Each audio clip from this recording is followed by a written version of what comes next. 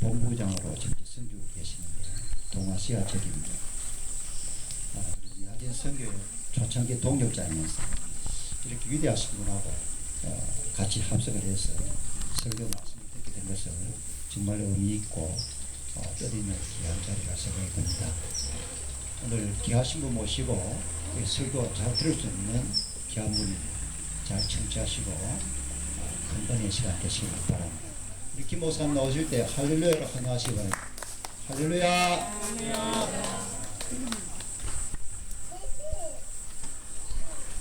모든 공부가 잘 안 됩니다.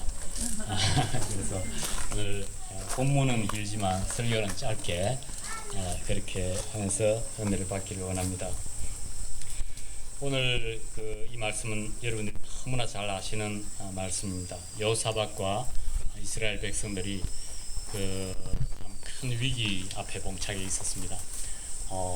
적군이 한 나라도 아니고 그 포악한 백성들이 세 민족이 모압과 암몬과 마온 족속들이 연합해서 이스라엘을 치러 왔으니 얼마나 절체절명의 위기입니까?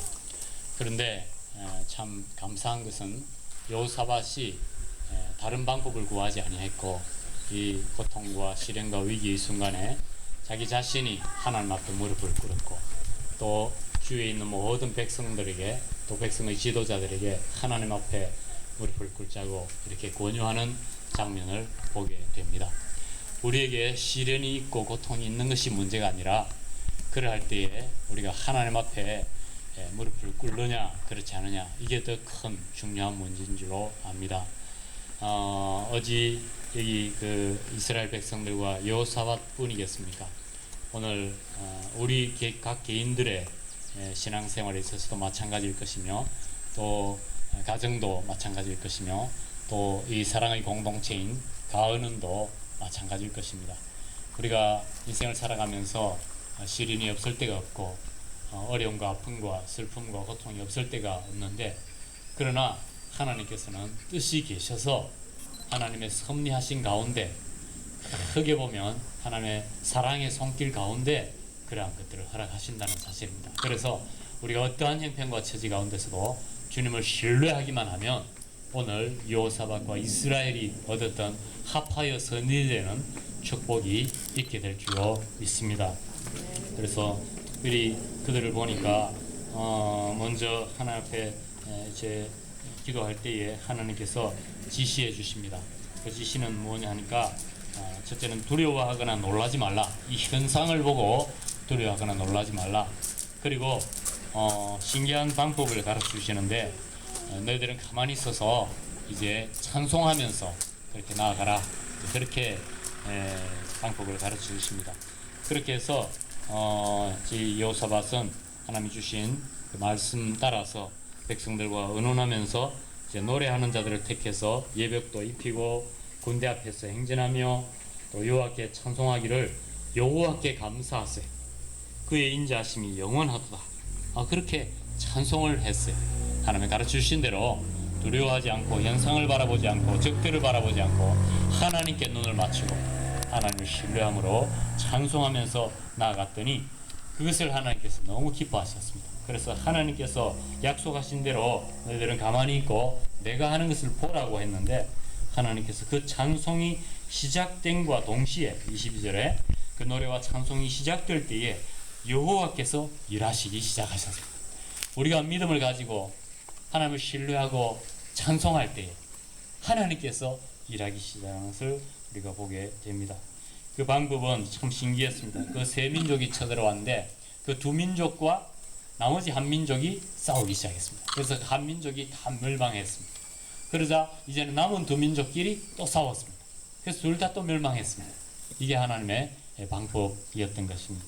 그래서 문제가 해결될 뿐만 아니라 그들이 가져왔던 물건들과 보배들이 엄청났는데 25절에서 26절 보면 첫째 날, 둘째 날, 셋째 날 나가서 이스라엘 백성들은 그들이 망했으니까 가져왔던 그 물건들을 수확하는데 너무 많아서 능히 가져갈 수가 없어서 사흘 동안 거두어 들였다. 그렇게 말씀을 보게 되는 것입니다. 그래서 이제 전쟁 그 위기를 이렇게 잘 넘기고 오히려 축복의 선물까지 받고 넷째 날 26절에 오늘 설교의 제목이고 합니다만 브라가 골짜기에서 그들이 모여서 여호와를 송축하는 찬송하는 장면이 나옵니다. 이 브라가란 뜻 자체가 송축 찬송이라는 뜻인데 원래 이 마을은 이 골짜기는 브라가라고 하는 골짜기가 아니었죠. 그런데 그들이 그곳에서 송축함으로 인해서 그 골짜기 이름이 이제 그날부터 찬송 골짜기다. 그렇게 이제 바뀌게 되는 것이죠. 이렇게 해서 27절에 그들이 즐겁게 찬송하면서 브라가 골짜기에서 예루살렘으로 다시 돌아옵니다. 그 예루살렘은 처음에 출발할 때는 근심과 걱정과 정말 불안이 가득했던 슬픔이 가득했던 그러한 곳인데 이제는 그들이 즐겁게 찬송하면서 다시 귀성하게 되는 그러한 모습을 보게 됩니다.